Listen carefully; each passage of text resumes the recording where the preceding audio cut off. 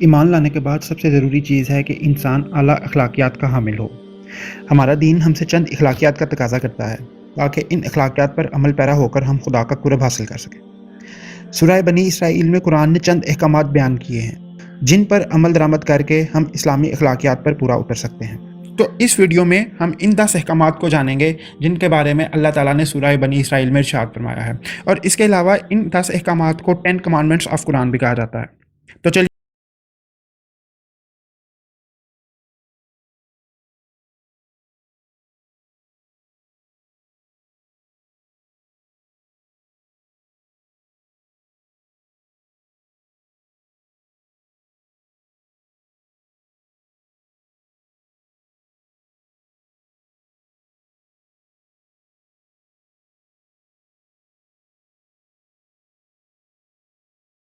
تو جو سب سے پہلا حکم ہے وہ ہے خدا کو ایک ماننا۔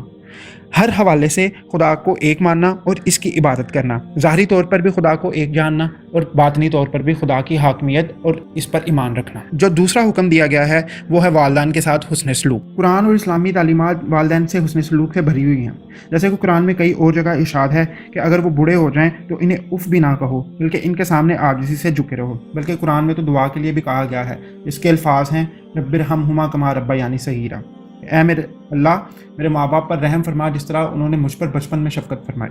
آپ جانتے ہیں کہ والدین کے بغیر انسان کچھ بھی نہیں، بچپن میں وہ ایک لمحہ بھی والدین کے بغیر نہیں رہ سکتا، تو اس لیے ہمیں چاہیے کہ والدین سے حسن سلوک کرتے رہیں۔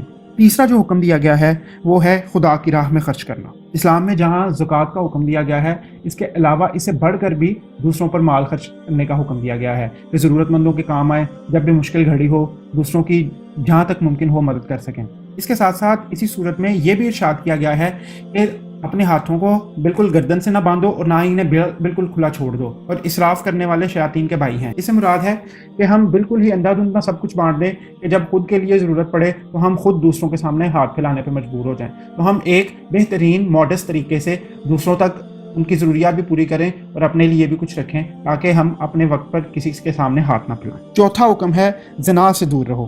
یہ بڑی بے حیائی کی چیز ہے، یعنی کہ کوئی بھی ایسا عمل، کوئی بھی ایسی چیز جس سے ہم اس گناہ کے قریب جا سکیں اس سے دور رہیں۔ پانچواں حکم ہے کسی کو ناجائز قتل کرنا۔ اس بات کی بڑی سخت تاکید کی گئی ہے کہ کسی جاندار کو ناجائز قتل نہ کیا جا سکے، خاص طور پر کسی انسان کو بغیر کسی شرعی حکم کے قتل نہ کیا جائے، یا کہ کوئی بھی والدین اپنی اولاد کو مفلسی کے ڈر سے قتل نہ کریں، کیونکہ انہی آیات میں آگے اللہ تعالیٰ نے ارشاد فرمایا ہے کہ ہم ہی ہیں جو ان کو اور تم کو رزق دیتے ہیں۔ چھٹا حکم ہے کہ یتیموں کے مال کو بے جا نہ اڑانا، یعنی کہ آپ کو اگر کوئی یتیم کے مال کا وارث بنایا گیا ہے تو جب تک وہ یتیم بچہ عقل مند ہونے کی عمر تک نہ پہنچے تو اس کے مال کی اچھے سے حفاظت کریں۔ جب آپ اس میں عقل مندی کی نشانیاں دیکھیں تو وہ مال اسے صحیح سلامت اور بہترین طریقے سے اس کے حوالے کریں۔ ساتواں حکم ہے کہ عہد کو پورا کرو، یعنی کہ جو وعدہ کیا جائے اس کو پورا کیا جائے، چاہے وہ وعدہ اللہ سے کیا جائے یا بندے سے کیا جائے، اس وعدے کو ہر صورت میں پورا کرنا چاہیے۔ اور ویسے بھی منافق کی 3 نشانیوں میں سے ایک نشانی یہ ہے کہ وہ وعدہ کرتا ہے تو پورا نہیں کرتا۔ 8واں حکم ہے ناپ تول میں کمی نہ کرنا۔ آپ سب جانتے ہیں کہ حضرت شعیب علیہ السلام کی امت جو ہے وہ اسی بات سے تباہ کر دی گئی تھی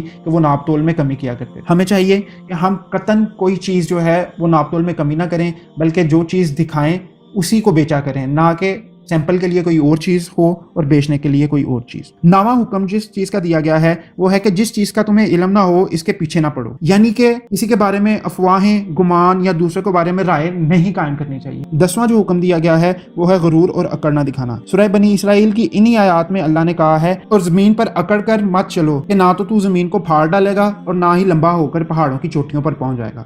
تو یہ وہ تمام احکامات ہیں جن کے بارے میں سورہ بنی اسرائیل میں اللہ تعالیٰ نے ہمیں ان پر عمل پیرا ہونے کا حکم دیا ہے، اور اسی کے لیے اللہ نے کہا ہے کہ ان سب عادتوں کی برائی تیرے پروردگار کے نزدیک بہت ناپسند ہے۔ اور اللہ تعالیٰ سے دعا ہے کہ اللہ تعالیٰ ہمیں قرآن کے احکامات پر عمل کرنے کی توفیق عطا فرمائے۔ تو ناظرین یہ تھی آج کی ویڈیو۔ اگر آپ کو یہ ویڈیو پسند آئی ہو تو لائک کریں، اس چینل کو سبسکرائب کریں اور ویڈیو کو شیئر کریں۔ بہت شکریہ۔